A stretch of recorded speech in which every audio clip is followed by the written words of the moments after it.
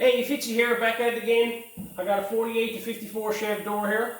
The bottom of it had rust on the inside of the door here, plus the inner lip was bad on the inside, but the outer skin was good. Stick around, I'll show you how I repair this.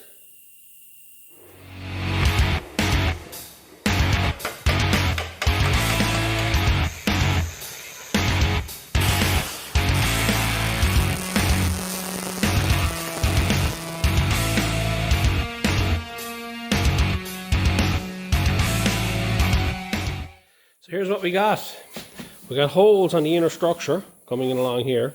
I noticed the lip is a bit bad as well along this section here. And it's got a little bit of rust over and along here and stuff like that. But the problem we got is the bottom of this door skin is mint. The outer skin on this door is in really good shape. So I don't want to get in and cut the bottom off the door, but I want to repair this in here. So the first thing I'm going to do now is I'm going to clean all it up and see what I got. So after giving it a quick clean up, a lot of heavy pitting along here, all the way along. Of course we got holes there, the heavy pitting all the way along there. So I'm going to have to replace this entire intersection here. All that's going to have to go. And the lip itself, as you can see, is all full of surface rust as well.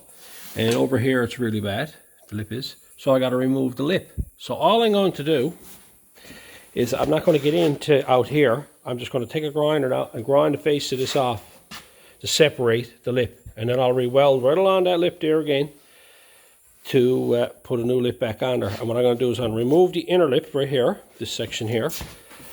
I'm going to remove that first. Then I'm going to make a piece to fit in here. That'll kick up like this here. And then I'll cut this out. And I'll weld that in along there and dress solid up. And then I'll install a new lip, the full length of her. All I'm using is the big old grinder. I'm just going to lightly grind across this here, taking my time, and you'll actually see it separate.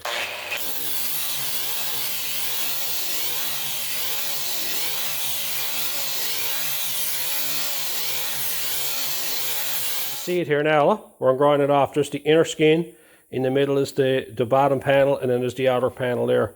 And as you see, as it goes across, I'll just continue grinding this here until it's all like this here.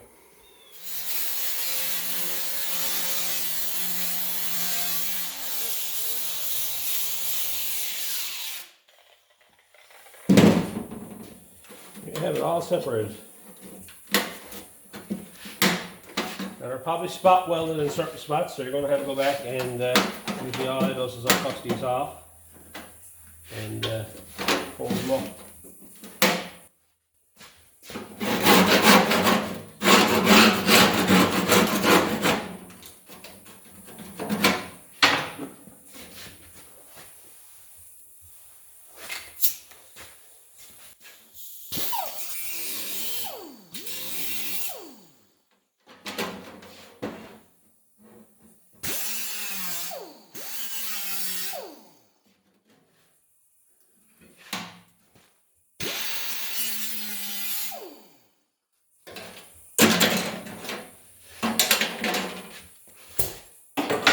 There's that bottom lip removed, right there.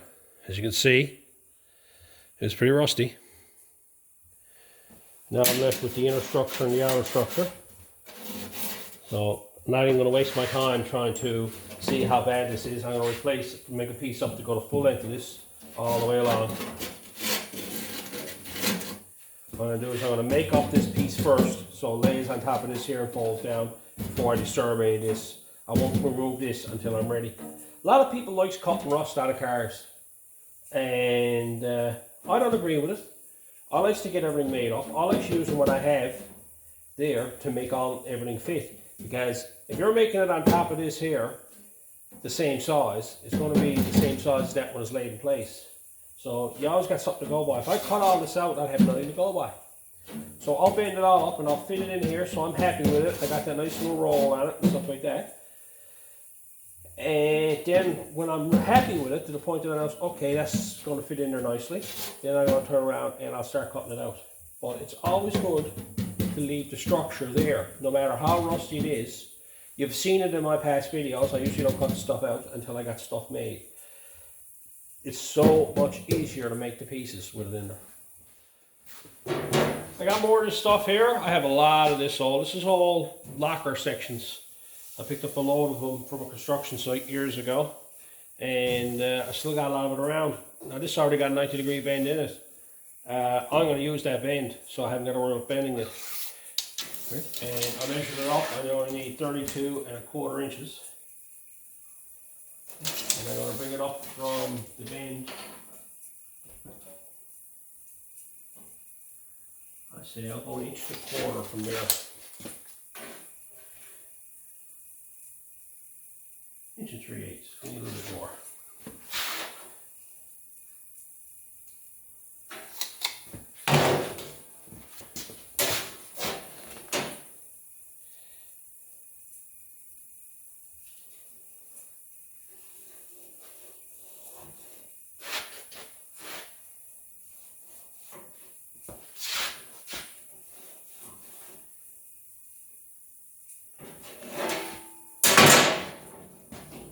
Here's my little door bottom piece. Now that was regular steel, you just cut it with the lip on the bottom. I gotta trim some of that off. I think it's only, how wide is it? Oh, the lip is not quite a ½ inch. So, ½ inch, seems not a lot. Yes, it is, ½ inch. So I'll trim that off a ½ inch so it fits in there nicer. And I'll get this all cleaned up and I'll cut this off.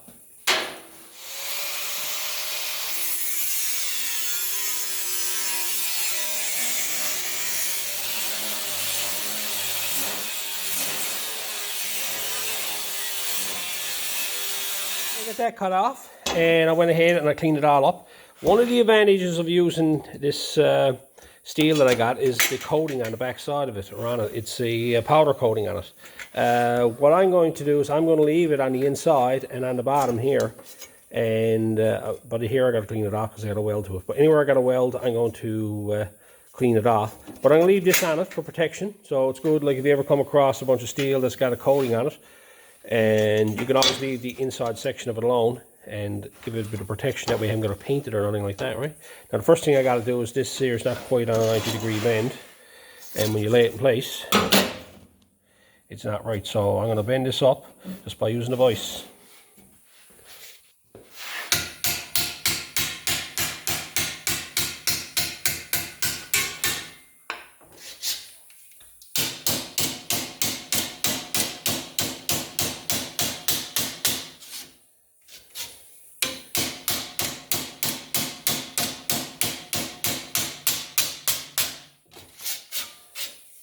Okay, I got that fitting better there. Now I got a little bit of a roll edge I got to put in here for this roll here. So I'm going to put my T-dolly in the vise now and put a little bit of roll on the end of that.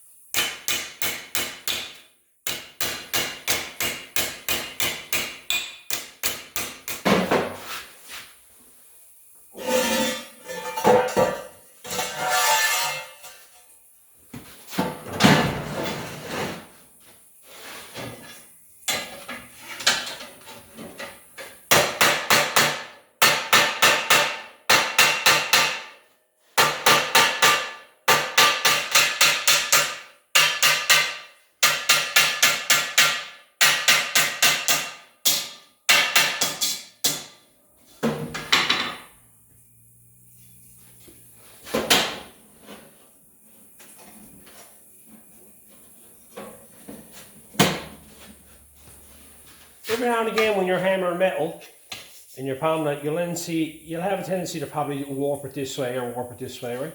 And a lot of times it's just a very subtle tweak in the vise, something similar as that one, to bring it back.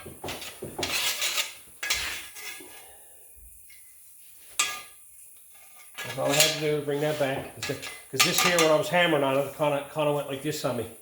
So I had to bring it back around. So it fit me.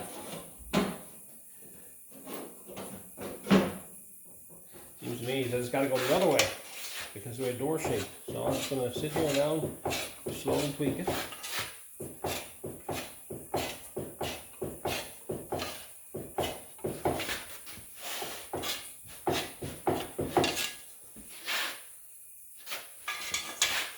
some more now.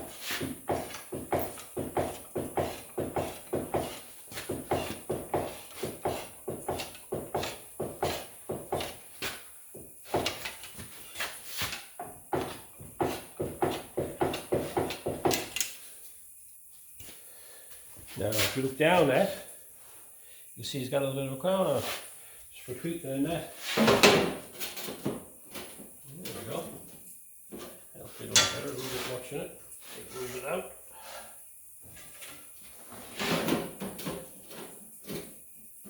There we go. Blazing are nice now. There is a slight concave to this here, a little very slight one.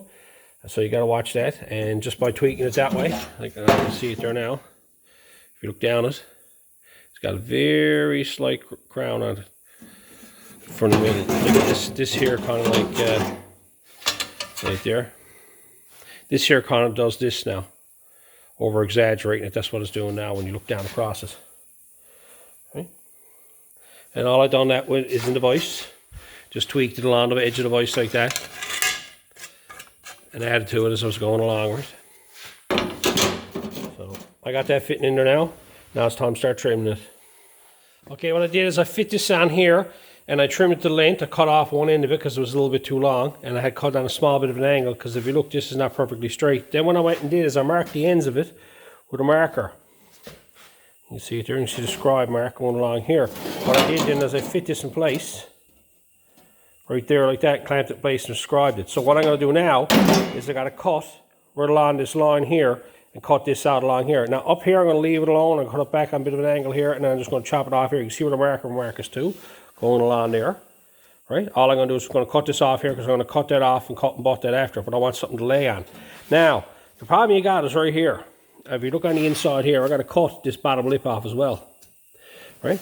Now, the easiest way to do this is just cut right on through this here. Right on through this outer panel. Don't worry about trying to trim this up and get this fitting in here right and everything. I'll show you here. Right there, look. Trying to cut this lip in here.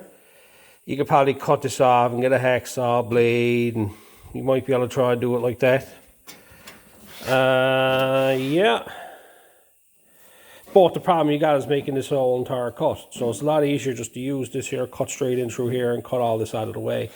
You can take your time, do it the other way, probably, you know, file it and fit it and file it and fit it. But to me, I just find that when it comes to doing a lot of this work, if you're restoring an old car, an hour saved here and an hour saved there is 2 more hours you got spent on something else on the car. So that's just my logic behind it.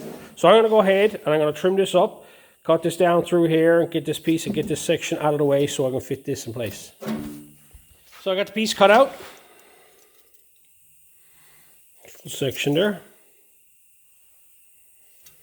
Now, this is how I cut it out. You see I cut it in through here. I cut it back to my line and I cut it up. I went a little bit far here. I went even farther over here. Went a little bit too far over here, but I don't mind that. That can be welded up. And you can see the way I cut this on an angle here, because I want this corner here to fit properly on this piece here, in this corner.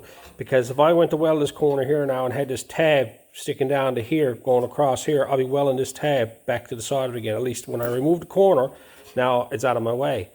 So what I'm going to do now is I got to go in here and I clean all this up here, and I got to paint all this here and get it ready and paint the other side of this. Well, I got that coating still on that, so I'm not going to worry about that. That's already painted. But that's what I'm going to do. I'm going to clean this up, and then I'm going to start fitting it in there and start welding the ends on it. And then I'm going to go back and then do the cut and butt on this up here. So I'll get that cleaned up and painted now. Okay, got that all cleaned up inside, got it all primed, ready to go. So now I'm going to fit it in place. I'm going to start welding the ends here, and then I'm going to cut and butt it up here.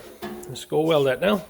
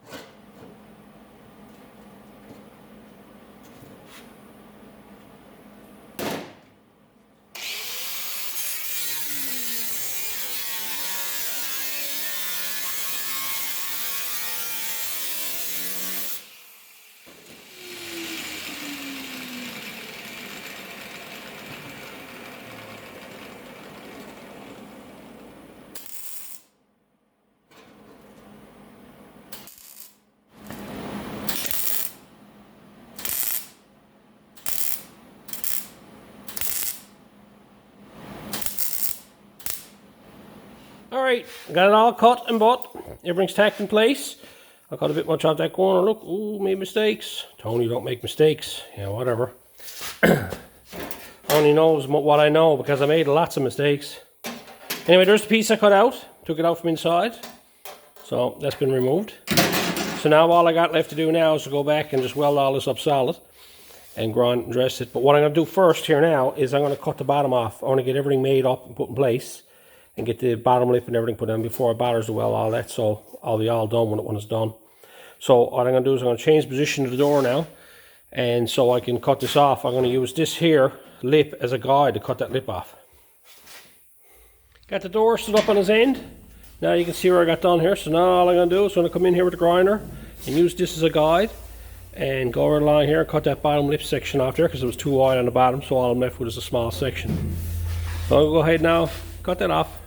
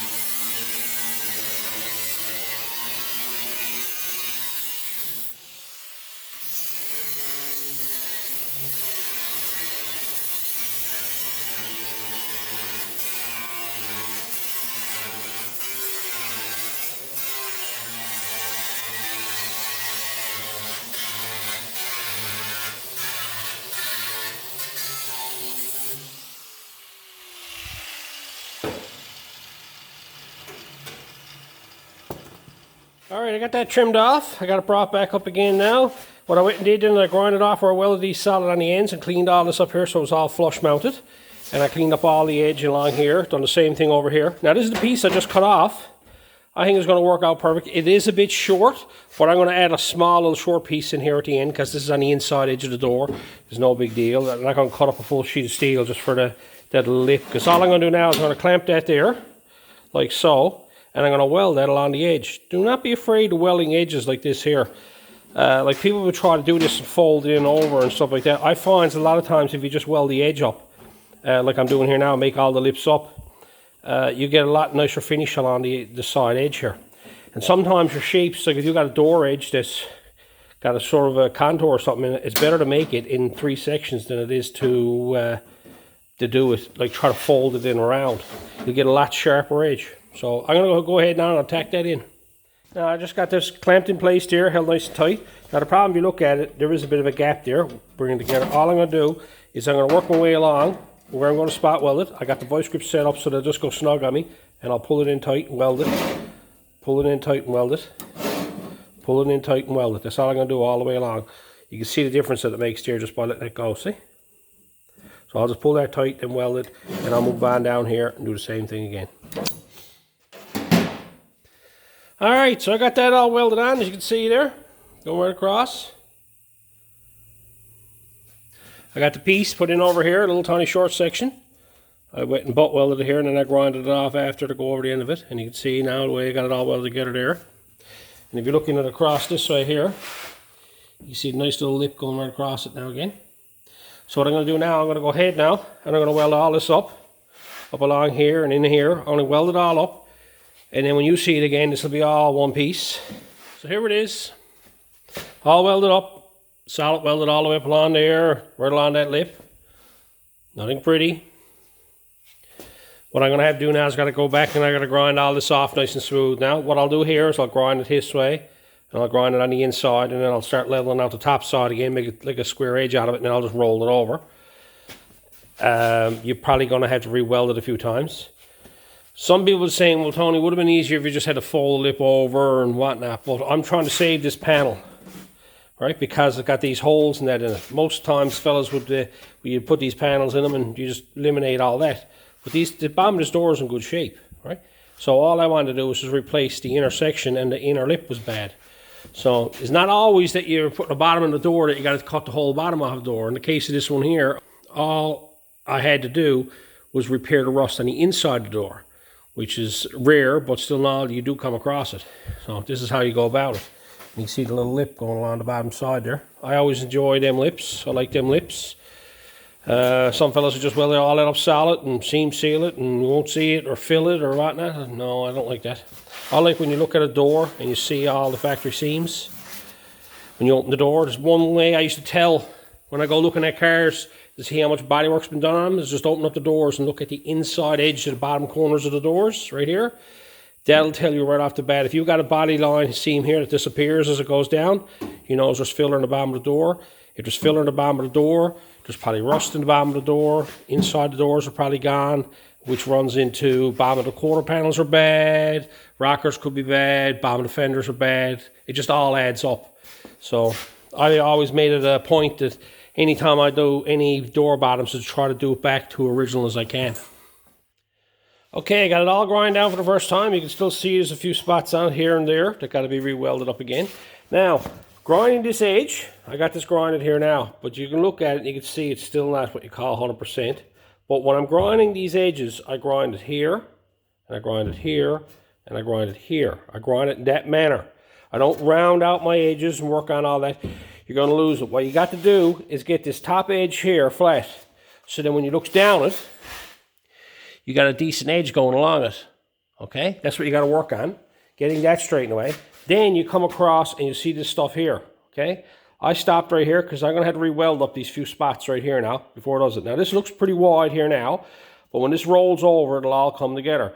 But what I'm trying to do is I'm trying to get a nice straight edge along here first. So like I grind this side here flush, and I grind this side here flush, and I grind the top flush this way here. I'm not worried about rolling it yet. So I'll come back now and I'll go back and I'll weld these few small spots that I got on this here, and I'll weld these few here, and then I'll regrind it again. And when I'm happy with this top edge, then I'll round it off. Now, after going back and after re-welding all the spots again on it, after re-welding this top edge, and then what I'm going to do, I'm going to go back down and grind all this flush, nice and smooth. And before I round it off, I'll show you that. I'll grind this down and get that prepped. So I'll get this ready here now, and I'll just show you before I rolls the edge on it. Now I went ahead and I got that all grinded up again in there. I'm happy with that there. So now I'm just going to show you the process. Just watch the grinder motion of what I'm doing.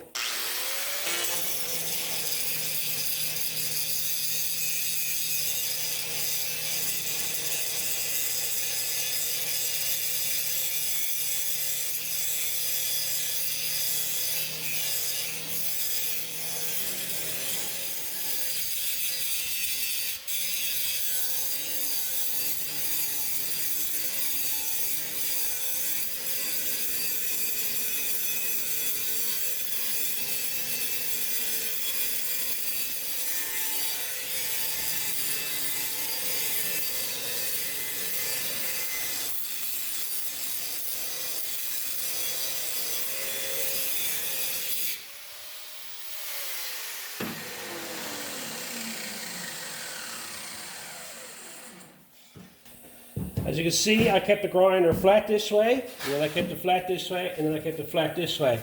So now I got a sharp edge there. Now that I got a sharp edge there, now I can go back now and I can start rolling this edge out. Looks good down across the edge of it there. You can see that now. Like, it's kind of hard when you got a rolled edge because it'll probably end up going up and down if you're not looking at it. But if you've got a straight edge like this here and you look down across it this way here, you'll get an idea of how straight it is. And it's pretty good there, right? There's a couple of high spots here and there.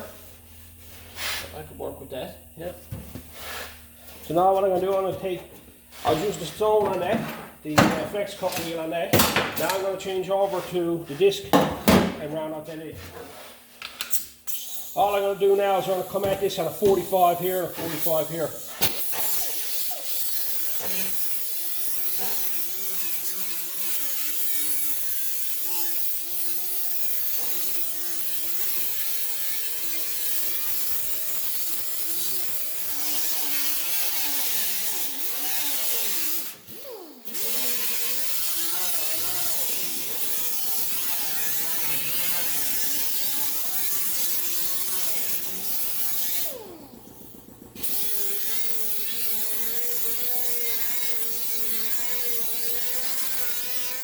there you have a nice little lip. Go right along there, look. Now, after you grind it and roll it over, you may see a few scattered spots, like I did. I re-welded them, and I turned around and re-grind them again. But I have a nice little lip there now, as you're looking along here. A nice lipped edge going along. Got the piece put in there. All that's been cut and bought. But there's a bit of a complicated spot to try to do when you're trying to save the outer door skin. But and that's how I do it. People do it a lot different. But she still retains the original door skin on the outside edge. All I did is replace the lower lip. Anyway, that's it for that one. Hope the tips are good. And until next time.